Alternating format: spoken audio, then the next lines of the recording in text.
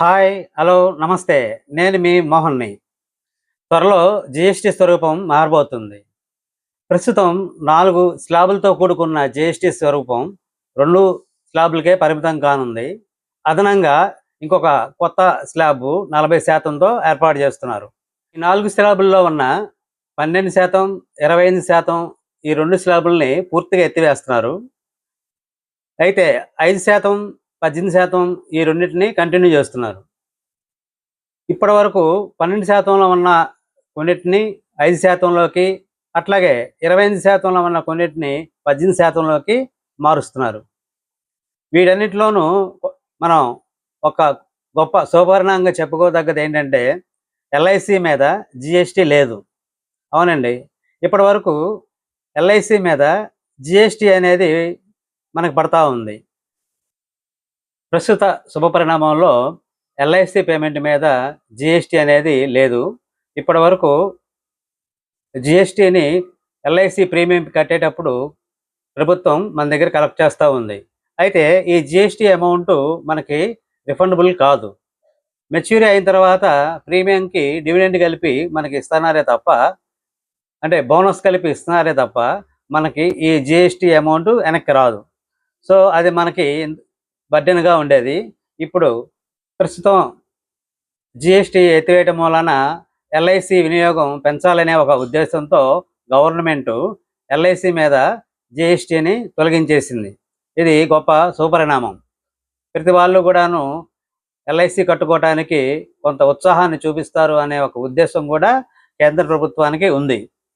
తర్వాత ఇక కొత్తగా ప్రవేశపెట్టిన 40%లో లగ్జరీ ఐటమ్స్, తర్వాత ఆన్లైన్ గేమింగ్స్, టొబాకో ప్రొడక్ట్స్ మొదలైనవన్నీ కూడాను అందులో కలుపుతున్నారు. 40% ఎప్పటి నుంచి అమలయ్యేది చెప్పలేదు, కానీ మారిన 5%, 18%లోకి ఈ పన్నులు అనేవి వచ్చే 22వ తారీఖు నుంచి అమలు చేస్తామని కేంద్ర మంత్రి నిర్మలా సీతారామన్ గారు తెలియజేశారు. మార్పులు నేను చెప్తున్న ఈ కింది ప్రకారంగా ఉన్నాయి, ఒకసారి గమనించండి.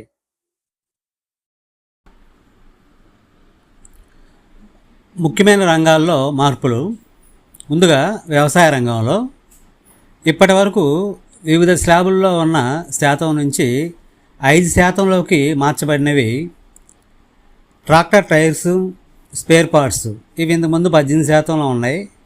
Tractors, specified biopesticides, micronutrients, drip irrigation system, sprinklers, agricultural items ఇవి ఇంతకుముందు 12%లో ఉన్నాయి. ఇవి 5%లోకి మార్చారు. హ్యాండీక్రాఫ్ట్స్, మార్బుల్స్, గ్రానైట్ స్టోన్స్ ఇవి ఇంతకుముందు 18%లో ఉన్నాయి. ఇప్పుడు వీటిని 5%లోకి మార్చారు.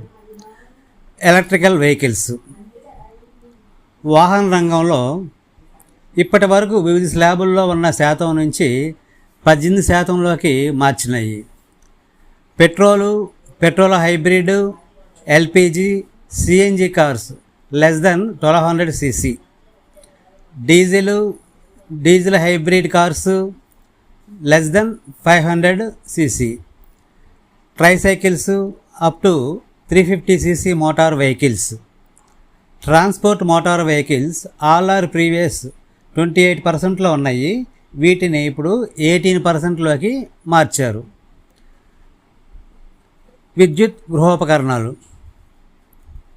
ఏసీలు, TV 32 inches, monitors, projectors, dish washing machines గతంలో ఇవి 25%లో ఉన్నాయి. వీటిని ఇప్పుడు 18%లోకి మార్చారు. తర్వాత ఇతరాలు.